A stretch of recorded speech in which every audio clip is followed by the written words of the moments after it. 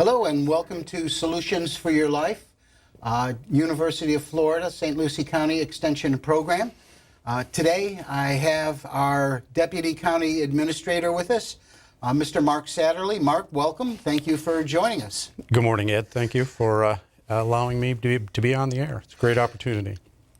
Well, Mark, first of all, let's take a look at how long you've been the Deputy County Administrator, and just give us a little background about your experience with county administration.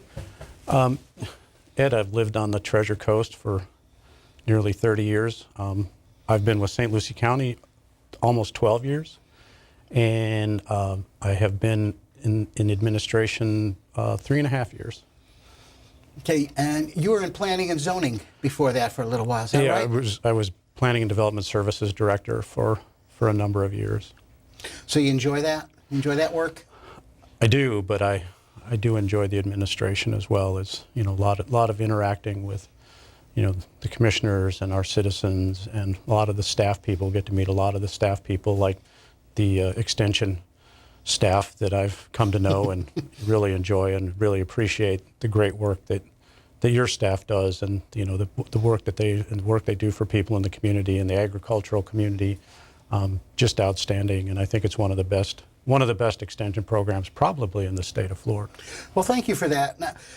And you also interact with a lot of our stakeholders and our taxpayers, and one of those interactions will be you helping promote a initiative called Better Roads, More Sidewalks, and Cleaner Rivers. Correct. And what we're doing is, we're out educating, the voters, because it's going to be on the ballot in this November, is the half-cent sales tax, and it is titled Better Roads, More Sidewalks, and Cleaner Rivers, and it's that half penny that will raise funds that will help us catch up on a lot of our infrastructure projects that we've fallen behind on. Well, so and that's what the half-cent sales tax will be going towards. That's correct. Different infrastructure projects. That's correct. It is actually in Florida statute. This you can raise a penny or a half penny infrastructure sales tax, and it has to be used for infrastructure. So our Board of County Commissioners is elected to put it to the voters, whether or not they would basically charge themselves an extra half-cent on the sales tax, which is at 6.5 cents right now, would go to 7 cents. And for that half penny, the money they would raise would be to go for, maintaining our roads and bridges and culverts, building more sidewalks, and helping, treat stormwater drainage before it goes off into the Indian River Lagoon, to help clean up some of the waters, particularly in our older neighborhoods. Right. I know Extension has had a lot of work done for the stormwater runoff programs. And, we looked at being able to create good swales so that water filtration can be either, passed through the soil surface or sent along to other areas, to other ponds. So how much revenue do you expect you're going to be able to raise with this proposal? The projections are that it will raise across the whole county about $18 million a year, and it's for 10 years, and that will be divided between the county, St. Lucie County, the city of Port St. Lucie, and the city of Fort Pierce, and even a small amount of that money will go to St. Lucie Village. It's a state formula that's based on population, and it just the way it sets up, the county will get a little over 50% of that money, about $9 million a year, which will go a long way towards helping us catch up. All right, so that formula is based on the population in Port St. Lucie and the population in the city of Fort Pierce and unincorporated St. Lucie County. Right, and it just works out by that formula that the county does receive the largest share, and so we will use that for catching up on our road projects, our culvert maintenance projects, our bridge maintenance projects. The city of Port St. Lucie, I think they're focused on sidewalks, building sidewalks. They have a They have a sidewalk plan, and the infrastructure SERS tax, the money raised, would really help accelerate building of sidewalks, in the neighborhoods where, kids right now are, having to walk to school and Right. on the side of the road, and it just helped really improve the safety. The other one of the other focuses for the city of Port St. Lucie is traffic congestion, particularly in St. Lucie West. We'd be doing a number of projects that would help with the traffic congestion there. The city of Fort Pierce, I think, is like the county, is really needing to catch up on its paving, its street paving. The money for paving streets comes almost solely out of gas tax. No property taxes are used to repave roads or fix culverts or build new roads. All of that money comes out of the gas tax. The problem with the gas tax is that it just doesn't raise the kind of revenue. That money that it raises just doesn't go very far. And the fact is that in 2017, we actually raised less money on the gas tax than we did in 2007. So we fund our road and bridge project, road and bridge department out of that. We fund a lot of our capital planning in infrastructure out of that money, and it just does not go far enough anymore. So what has happened is that there's ended up being a lot of deferred maintenance because the county just has never used property tax to do that work. So this is an opportunity to help really with the half cent, is to buttress that money that's used for our maintenance. One of the other things we would do is help retrofit some of the older neighborhoods in the unincorporated county, Harmony Heights, Indian River Estates, Lakewood Park, which are older neighborhoods whose drainage systems, water treatment systems, were built a long time ago, and they just don't meet, the current standards, and so a lot of water is running directly off into the lagoon, untreated, and or flooding the streets, causing problems. I know if you spend any time on Easy Street, even in a kind of a good summer downpour, Yep. It'll start to back up and flood, and we've done several big projects in Indian River Estates, but we still have a part of that project to do, and certainly addressing the flooding on the south end of Indian River Estates. And then in Lakewood Park, after Hurricane Irma last year, we received an unprecedented amount of rain, and and probably no drainage system is designed to handle 21 inches of rain in that short period of time. However, there are improvements that can be made in Lakewood Park into the drainage system and into the downstream system too. The Indian River,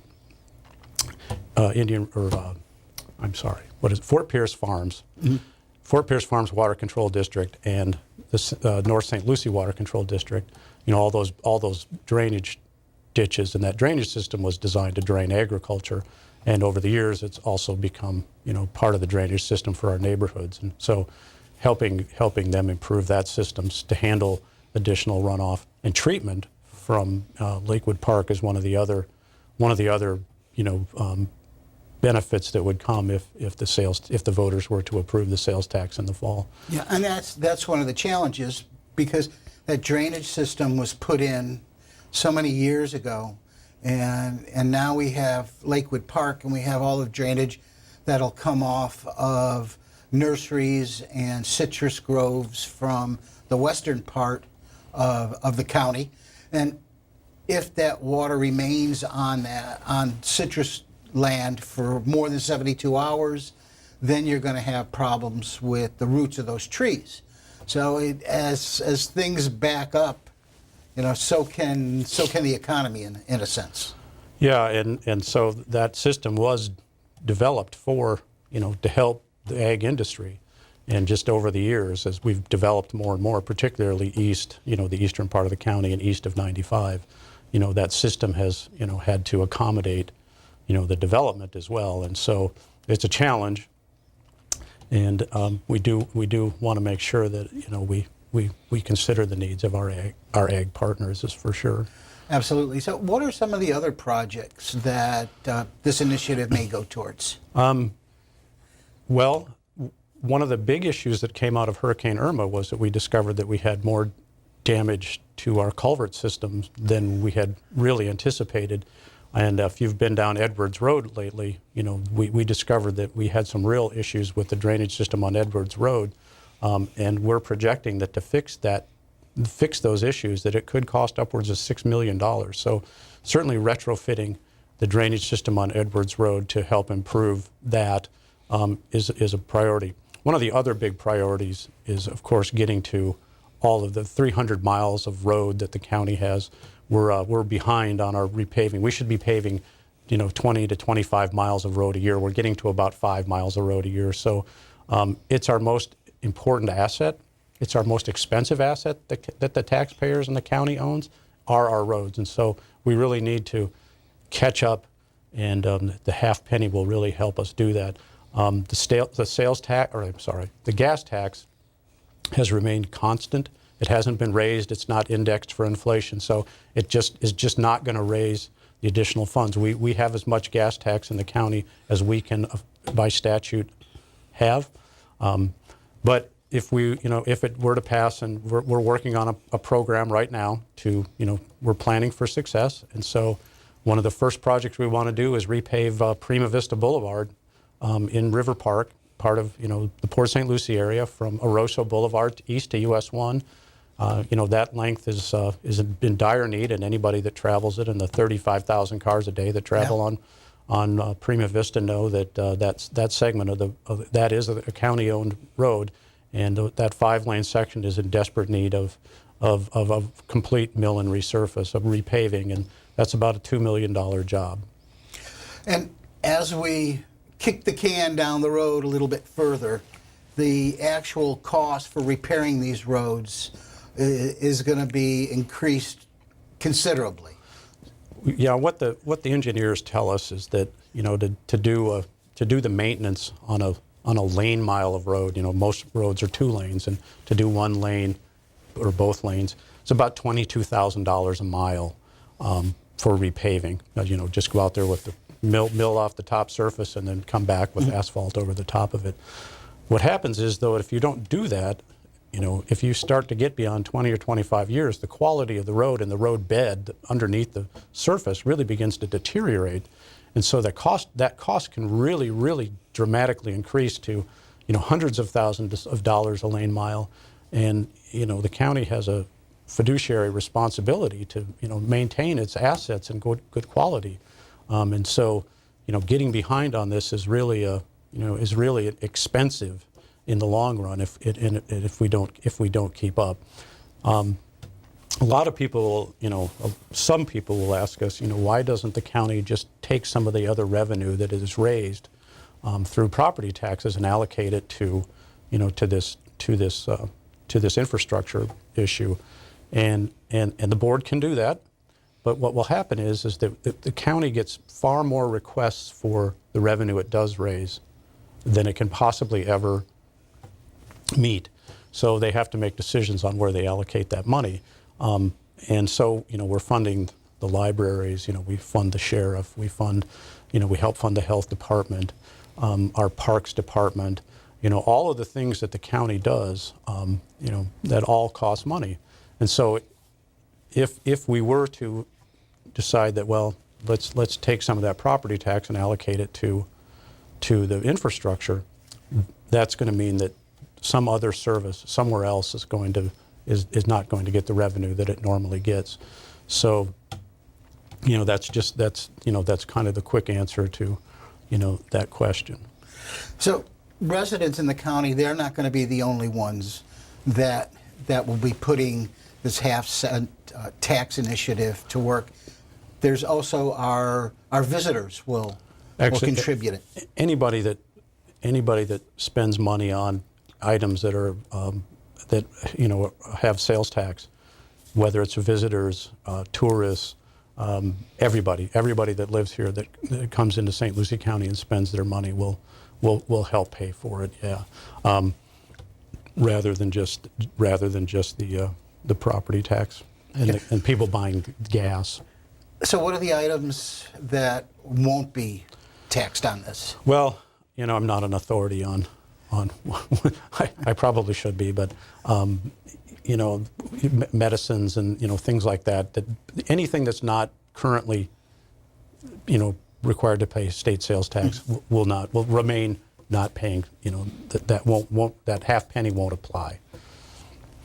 So when we're initiating this half-cent sales tax, residents, taxpayers, they're all going to want to know, how is their money going to be spent, and is it being spent towards the items that the half-cent tax is supposed to go to? So what sort of protection will the taxpayers have? Yeah, and that's you know, that's a great point, Ed, is that, you know, people want to make sure that if their elected officials and their staffs and administrations are doing what they say they're going to do.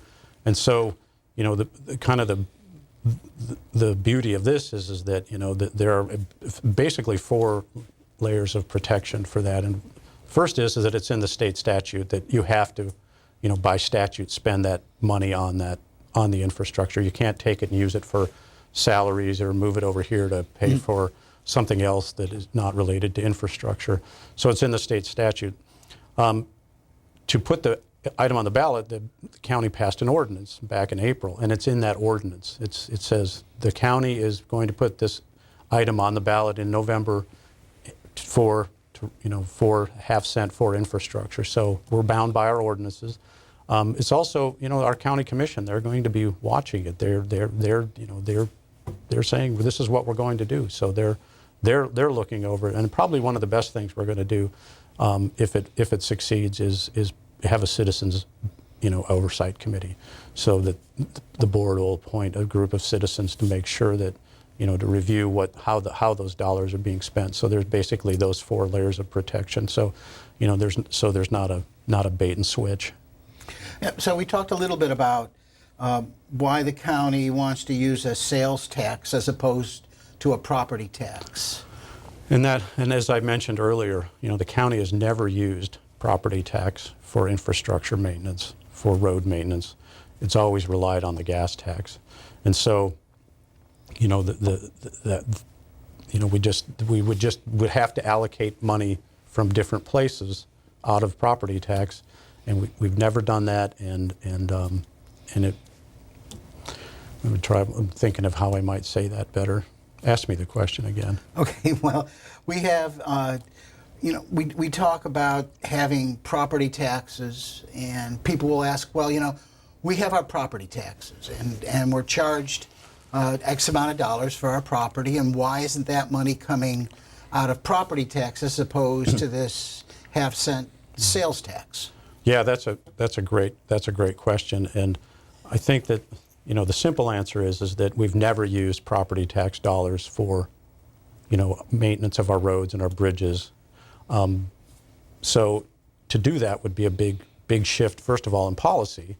And then that would be taking those funds, those limited funds that the commission has to allocate, you know, the discretionary funds. It would be taking them from something else. So whether it comes out of, you know, our maintenance of our buildings, or it comes out of our libraries, or if it comes out of our parks, or, you know, out of our environmental resources department, you know, it just, you know, the board will just have a decision to make about reallocating resources, and some function of the county, you know, will have to go without. So the half-cent is really there to buttress, you know, the way we've always traditionally, you know, paid for these types of projects, and paid for our infrastructure and our road and bridge department, and helped with our water quality projects. One of the great things about water quality projects is that there's lots of grants out there. And so we use a lot of grant money from different organizations and agencies in the state to help fund those projects. You know, they'll match, you know, like in Paradise Park, we've done several drainage improvement projects in that neighborhood, and we've done a lot of it with grant money, and we use the money that we would raise as a match. So if we're going to make improvements in Lakewood Park, or you know, in the south end of Indian River Estates, you know, there will be grant money available for that. So the sales tax money would be used as a match to help fund those projects. So yeah, and a lot of folks don't realize the amount of work that a lot of the folks from engineering and those departments put in to write these grants so that the money that is being asked for is matched. Is that a 50 match, or is it kind of a 25-75? How does that work? Any idea? Usually, at worst, it's a 50-50 match. At best, it's 10 or 15% that the county will put in towards these projects. It really just depends on the individual program. One of the other things that we had a discussion with the board just the other day was about the Taylor Creek Bridge. The Taylor Creek Bridge, over on Old Dixie Highway was badly damaged by Hurricane Irma. And so the bridge is now closed. And that bridge is, basically what the engineers call, functionally obsolete as well. And so the discussion is, what do we do with this bridge? To repair it, just a short-term repair is probably close to $1 million. Full replacement is probably somewhere north of $2 million. Again, we're using emergency reserve, transportation reserves right now to work on Edwards Road to help fix that storm damage from Hurricane Irma. So, we're challenged as to what we will do with that bridge, and one of the options is to take it out and just not have a bridge there. The Department of Transportation, as people may be aware, is building a high-span bridge to replace the North Bridge, and so that will change the traffic pattern in that whole area because the new bridge, the west end of the bridge, is going to connect directly into US 1 rather than into Old Dixie Highway. Yeah, I see. Okay. So, we also have in the county a tourist tax or a bed tax. Mm-hmm. So I've heard people ask, well, why don't we just simply take some of that money and put it towards repairing roads and sidewalks? Well, those funds are dedicated to things that attract tourists, and certainly an argument could be probably made that you need good roads to attract tourists, but really those funds are raised. The bed tax, it's 5 pennies, and a lot of that money is going to be used to renovate the First Data Field, the Met Stadium. So they estimate that the Mets, that spring training brings in $20 to $30 million every year, and so we're working with the Mets to on and those pennies that are raised there will be the county's portion of making those improvements, along with the Mets are putting in money and the state of Florida is putting in money. So those cents are already dedicated to tourist-related projects. Most of that money is dedicated to tourist-related projects, with the Mets, with the renovation of the stadium being the single largest expenditure. Yep. And so I'm a homeowner here in the county, and I'm a taxpayer in the county, and I'll see this go on the ballot, and I guess what I'll ask myself is that, well, how much more is this going to cost me a year? I mean, that's, I think, what the bottom line is for a number of folks. So what's that going to look like? I think we estimate it to be somewhere in the neighborhood of $50 to $60 a year. That to half penny added to an expenditure. Like let's say, for instance, you buy a new car. Right now in the state of Florida, the tax that the amount of that car that you pay tax on is only to $5,000, or a boat or some other major purchase is up to $5,000. 6.5% on $5,000 is $325. Well, if the half cent were to pass, it would increase that tax to by about $25 on that car. So, it's not a huge increase, but we estimate it's probably about $50 to $60 a year on the purchases, the sales tax related purchases that a person would make. Well, you think about that. What's the cost of that compared to, maybe breaking an axle or having your tile flattened? I mean, I was in Pennsylvania last week, and I'm telling you what, there are potholes up there that you could lose Volkswagens in. Yeah, we really don't want to end up that way. So that's why we're out educating people on why it's important, and the voters will decide. So So we're gonna look at this initiative being on the ballot in November the 6th. And of course, there's always ballot numbers that you have to look for to vote either yes or no. What ballot number will this one be? it is a long ballot this year. Yeah. And this item is, I think, the last one on the ballot. It's number 14. So,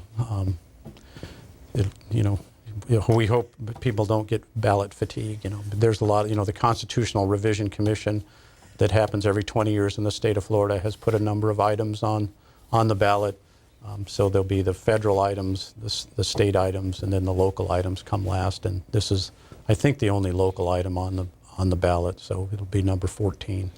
So has the county set up a hotline or a website or a phone number that homeowners can call to ask more questions? Yeah, we have a pretty robust website. It's interactive. It's SLC half cent, St. Lucie County half cent. We also have the URL PSL half cent, and we also have FP half cent, and it's all .com, and they all go to the same website.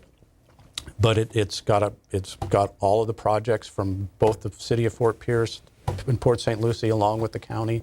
Shows where all those projects are, and they're spread out all over the county. So it's every part of the county is every part of the city. Both cities are going to benefit. Should the sales tax be successful. The project lists are there. It's a good, robust site. They can, of course, always call me directly. I'm happy to answer questions, or email me at satterleym@stlucieco.org, and I'm happy to answer questions. We do field a lot of questions off the county's website. People email us all the time and ask us questions, and so we're happy to respond. Same with the city of Fort Pierce and the city of Port St. Lucie. Their communication staffs are out all the time. The other thing that we're going to do is have an open house, a community open house. We're working towards the end of September. There'll be one at the Fenn Center, Okay. and there'll be one at the City of Port St. Lucie Community Center, wherein the staff and likely some of the elected officials will be there to talk to citizens about this and about the projects that what are these better roads, these more sidewalks, and these cleaner rivers that we're talking about. And so it'll be interactive and be an interesting time for people to learn more about this and help them make their decision when they get into the ballot booth. Yep, and it's a concerted effort between the municipalities in St. Lucie and Fort Pierce, of course, ourselves. Yes, all of them, all of the jurisdictions are rowing in the same direction, as it were. Excellent. Mark, thank you so much for being on our show today. We appreciate your input and your time. And if there's any questions, we can have our homeowners look for the website. Oh, absolutely. All right. Thank you, Mark. Thank you.